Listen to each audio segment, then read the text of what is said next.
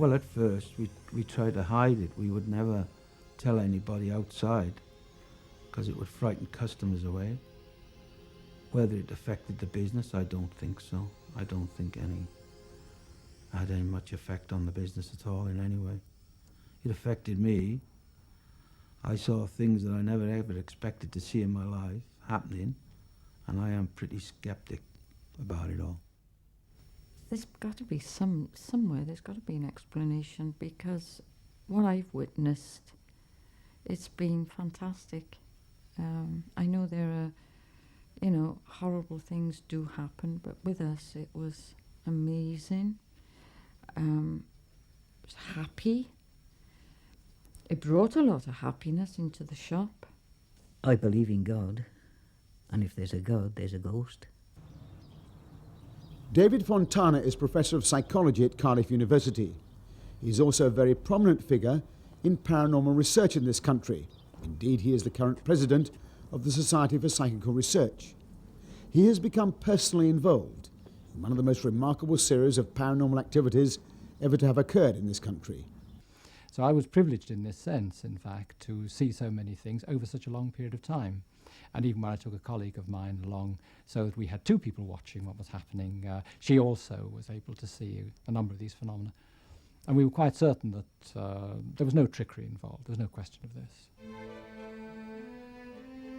These events have taken place in Cardiff over the past 5 or 6 years. They involve a spirit, a presence, a persona, it's difficult to know what word to use, who seems to have a childlike, playful personality.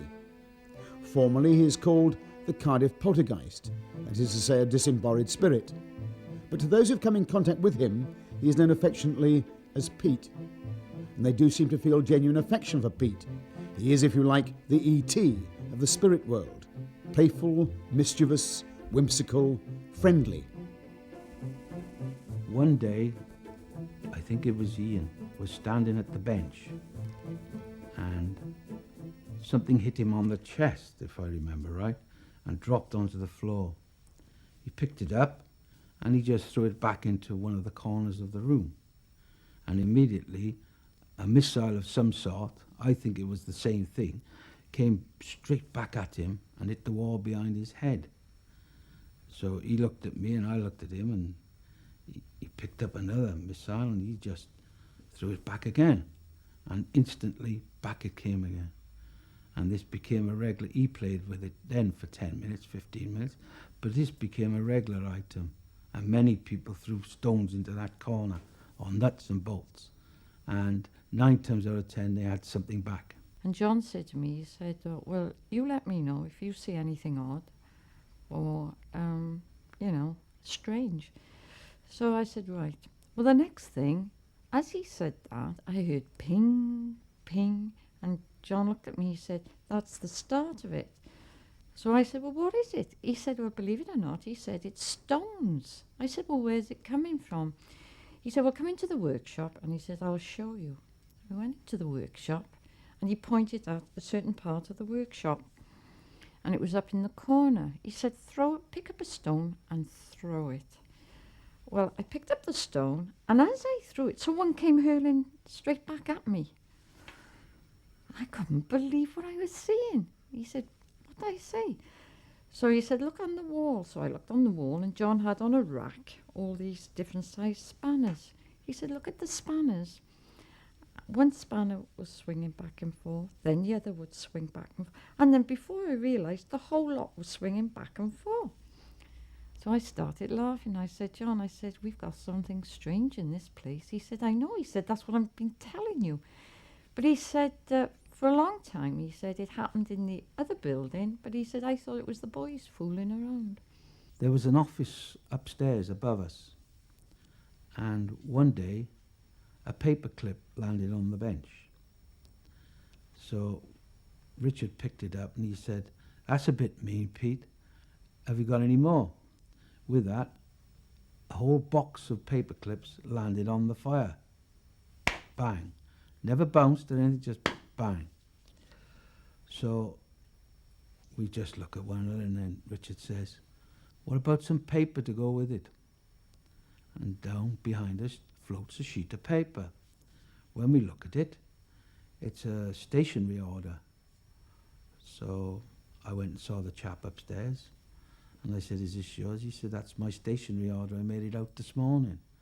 And I said, "Are these your box of clips?" Well, he said, "They're the same ones we use." So where they came from or how they got from his office to my workshop, I don't know. There are countless stories of Pete playing games like that with anything lying around. He is obsessed with stones. Every day, and this went on for 5 years, almost every day, at one period of time, you could ask for money. "Just give us money, Pete." And pennies, 2p pieces, 5p pieces, and pound coins on occasions used to come. Never 50p. I don't know why. Mainly pennies and 2p. And in 1 hour, I collected 68p in an hour, just saying, "Send me some more money, send me some more money." And it would appear from nowhere, just dropping all around you, different parts of the workshop. Now, we've been here 2 years, and on average, we're getting about £5 a month in pound coins. That's an average, mind. Sometimes it could be more, sometimes it could be less. Now, the last time that we ever had anything was yesterday. I remember once I was drinking a cup of tea after washing the dishes, and I'm looking out the window, and there's a pound coin in my cup. Flop. And the noise on the cup, my wife said, "What's that?" I said, "Oh, we're rich again." Once Fred started getting this money, money was being planted on his windscreen and he was finding money. We all felt, why should Fred be the only one that gets the money? We only get pennies and Fred gets fivers, sort of thing. And so we found that whatever journey we took, there was a bookmaker's just round the corner, and from time to time people would pop round there and perhaps have a bet. And there was a television in the canteen where they could watch the race, And we would walk round to the bookies and perhaps catch up with Fred and talk to him on the way back, and we were all looking on the floor as we went around, and not finding anything at all. And then suddenly on the way back, Fred would say, "Oh, look at that," and there'd be a fiver laying up against the wall, and we all, "Why is it Fred?" We just looked there and there was nothing there. And then Fred looks there and there it is, Pete, it seems, even liked to play with children's toys, sometimes with destructive results. We were talking to one of our customers, and the next day she brought in a Rubik Cube and some other toys. One of the items actually was an Action Man. And the next day we put him on she said, "Let him play with these." So we put him on a shelf for him to play with. And the next day we came in and the Action Man, the head was ripped off and it was all in pieces on the floor. The Rubik Cube. It used to love the Rubik Cube. You never actually saw it happen, but we'd put it up in the corner, and one of the reps would be there, and we'd say, "Right, now we'll have a go at the Rubik Cube, see if we could do it ourselves first."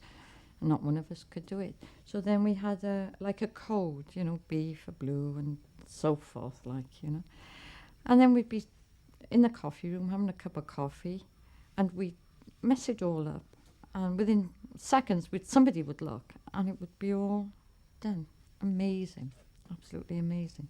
And we then decided to write down the sequence of the 9 facing squares, B for blue, O for orange, R for red, G for green, that sort of thing, and write down the sequence. And because there was a sort of pile of lawnmowers that were sort of stretched out across that anyone would physically have to climb over to get to this Rubik Cube, it would take someone quite a time to do it. But every time we changed this sequence, it would always finish up with blue, orange, yellow across the top, which we interpreted as B-O-Y, boy. But what is quite remarkable are the kinds of expression that people use who have had encounters with Pete. There is profound affection, even love. It's almost as if he's become a household pet. I used to write to it, and I used to ask, we named it Pete. Why? I don't know, it just Pete came to our heads, So I used to write to it every day. I used to write on a bit of paper, ask its name. Is it John? Is it, Alan, and so forth? And I would leave it till the following morning. When I'd come in, there'd be no written right across the page. I even asked it to do my football coupon one week. And there were all these big crosses all the way down. Couldn't send it because it was like a child, you know. I remember once I was doing the washing up. I do the washing up in my house, believe it or not. My wife does the polishing and the ironing. I do the washing up. And I'm washing the dishes and looking out through the front window, which looks down the street. I've come to the last plate, as you might say. Wash that, and my hands are soaking wet. And splash, there's an orange. Come from nowhere, straight into the bowl of water. I'm covered from head to foot in soap suds. Now, we cannot have an orange in our house. Pete, as we call him, doesn't like oranges.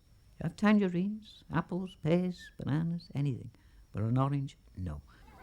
A disembodied spirit, a poltergeist that people love, is pretty weird. But what has to be weirdest of all is that this disembodied spirit appears to have intelligence. It can learn and adapt to changes in its environment. Another feature of this case was that the poltergeist, for want of a better term, appeared to be intelligent and to actually respond to requests for various different objects. In fact, John said that sometimes it could find things like spanners and screwdrivers quicker than he could in the workshop. He would ask for them and just clatter on the workbench beside him. One particular day I thought, we'll see how intelligent it is, and I picked up a stone and threw it into the corner, and I did get one straight back. Then I tried another stone, and I pretended to throw the stone, and I didn't throw it, and it came back. But the next time I did again, pretended to throw it, and it never threw. So it learned from that slight little test that it did learn from what was going on there. Over the years that we were there, playing, as I say playing, because we used to play with it, you know, we used to say, Pete throws a pound, coin, whatever. And we found that he was very intelligent. You know, if you wanted a plug, you know, we would say a plug, electric plug, that you plug an iron in or something like that, he'd throw you a spark plug. In other words, he would associate plug as being a spark plug. And it was amazing. He'd throw you anything you asked for, really. We must make a note of this. He'd throw you a pen. Silly things, you know, or stop messing about, Pete, we got to get this together. And he'd throw you a staple. You know, this sort of thing he would associate with what we were speaking. It was so good. I said, right, Pete, I said, you're so clever. I said, there's one thing you can't do or get from me. I said, and that's a Rolls Royce. And as I said that, at my feet, and John was my witness, a Rolls Royce keyring landed at my feet with RR on it.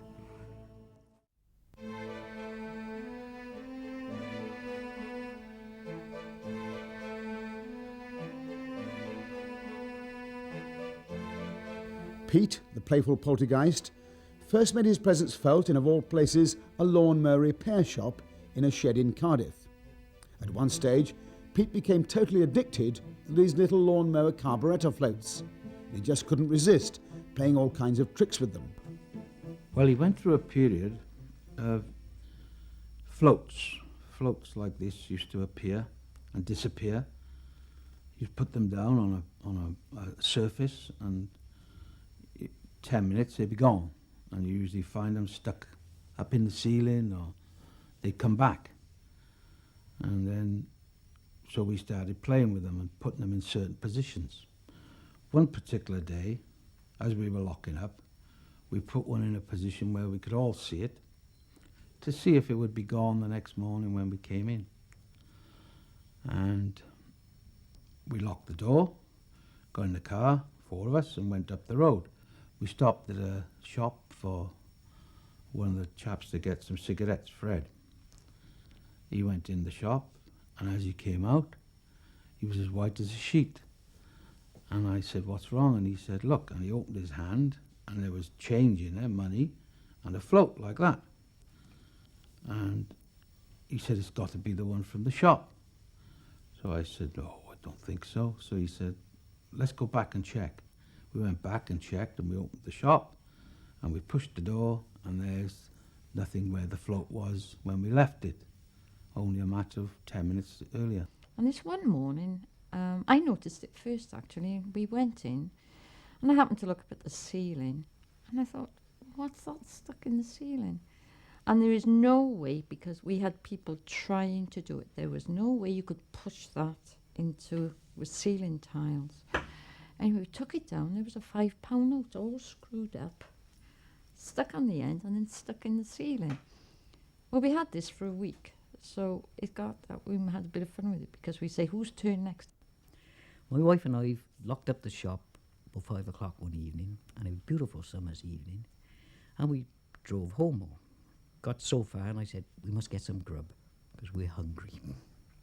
So we called into Safeways on the Cobblers Road in Cardiff. And I was a bit black with dirt from repairing lawnmowers.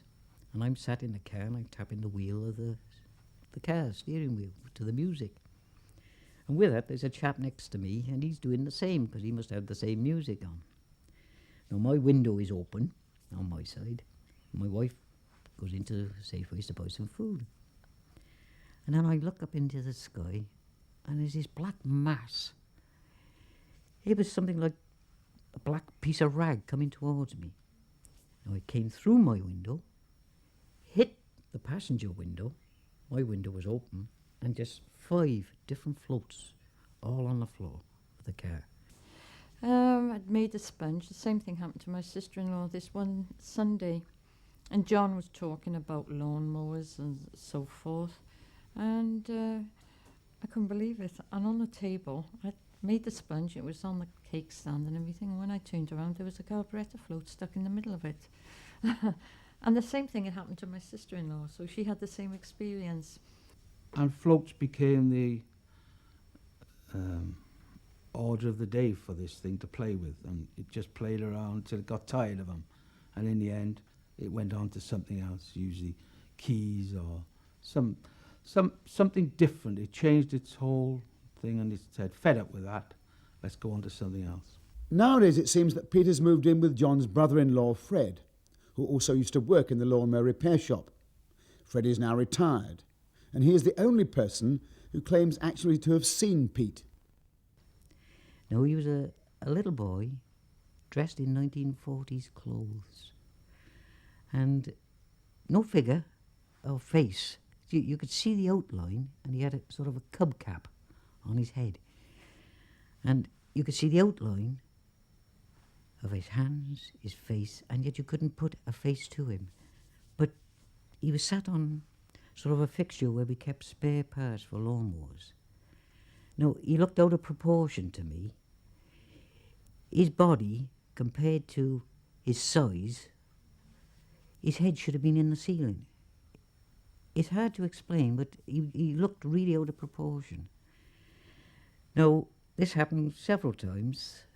I should say 4 or 5 times I've seen Pete the Poltergeist.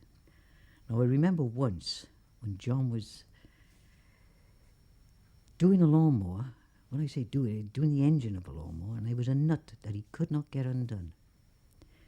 So he said, come over here, Fred, give us a hand. So I held the lawnmower while he was getting the old spanner on it and really trying to get this nut undone. And I said, don't look up now, John, but Pete is behind you on the shelf. With that, John slowly went back to look, and it must have been a half a house brick.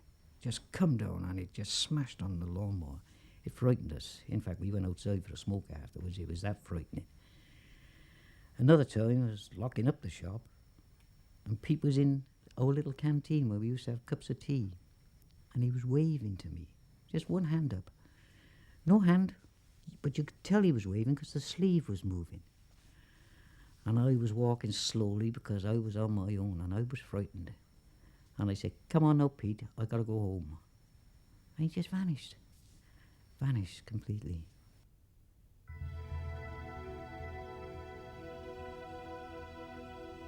As we have seen, this story totally defies rational explanation. It leaves us with some stark choices. Either we disbelieve the range of witnesses, or we have some immensely complex questions to answer. Science doesn't have a great deal to say to help us. Science is very powerful, very accurate, very precise within its own areas of definition. But there are mysteries in the world still. There are things we don't understand, and the good scientist keeps an open mind on these, explores them, and then tries to draw some kind of conclusions from them.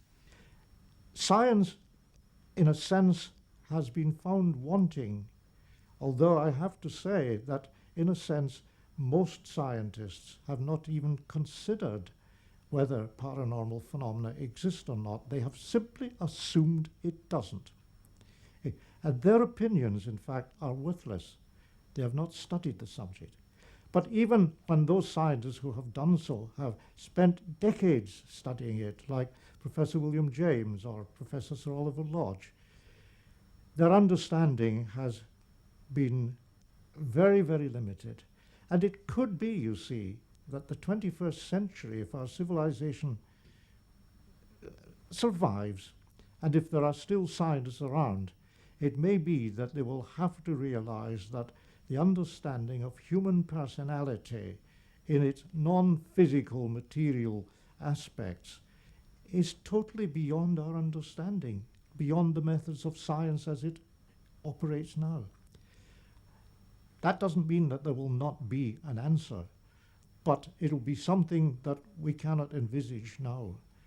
But then, the beginning of the 20th century, everything in physics, in a sense, had to be rethought because of Einstein and Becquerel and radioactivity and relativity and quantum mechanics. So science is struggling to grapple with issues and phenomena which it really is not yet equipped to tackle. It isn't that science can reject them or prove them to be irrational. A childlike, intelligent, playful poltergeist is simply beyond the bounds of scientific competence. But there is no denying the response of people who claim to have interacted with it. They believe they're interacting with an essentially human spirit. I realised that I was seeing something that was something that other people would never be able to see. And for a while, I felt very privileged. And then later on, we became very blasé about it.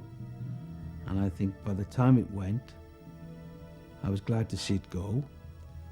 And I don't think I'd like to see him back. I'm one of these people, I never ever believed in anything, ever. You've got to see things to actually believe it. But after what I've witnessed, I feel honoured. I find that when you talk about it, things happen. Now, you could go away after making this program, and I can be inundated with pound coins, even a fiver, tenner, whatever. Whatever Pete decides to give me, he will give me, which is uncanny. But I'm not sorry, I'm privileged.